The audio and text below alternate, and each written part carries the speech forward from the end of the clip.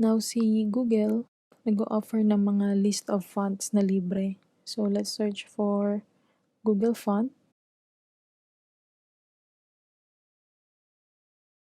And click on this first link.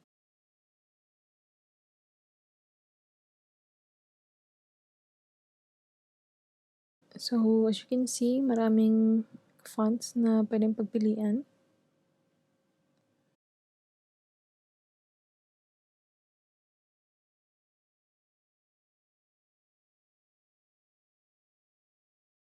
So, I like this Oswald. Click ko lang.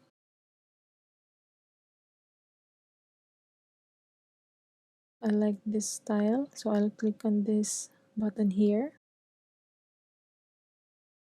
Tapos, gusto ko pang mamili ng isa pa. I click on Browse Fonts.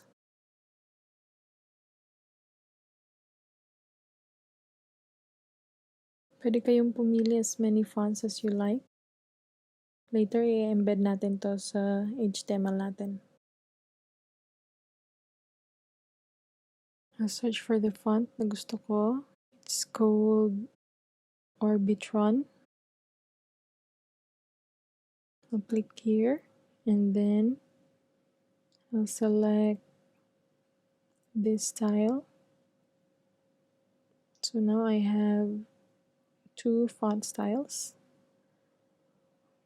So bold 700 and medium 500.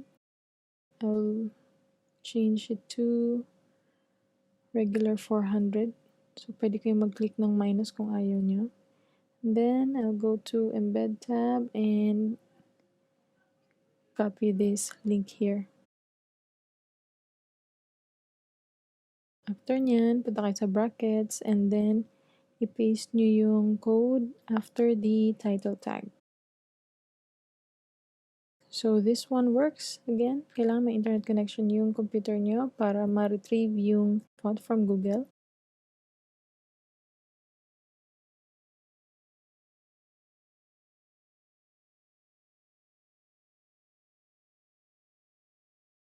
So ito yung code para maka-embed tayo ng font.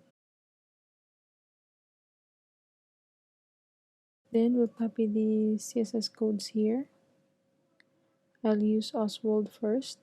I'll copy it and paste it after this property here, which means lahat ng anchor tag will have an Oswald font style unless babaguhin sa babang part ng code. So as you can see, at first ito yung style natin. Pero pag nilagay na natin yung CSS code, nagbago na yung font style natin.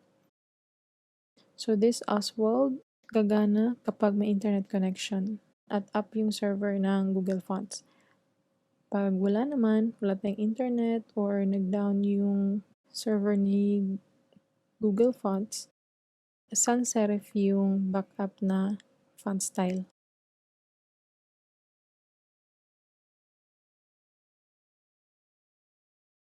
So ngayon, let's apply the second font dun sa H1 tag natin. So let's copy the CSS code from here and then paste it on the nav left H1 CSS rule. So let's save and preview our page. So ngayon, iba na yung font style. So pagtanggalin natin, ito yung previous na style ngayon. So Google Font is applied to our IT Toolbox text. Again, same. Itong sans serif na style will apply kapag hindi na-retrieve yung Orbitron na font style.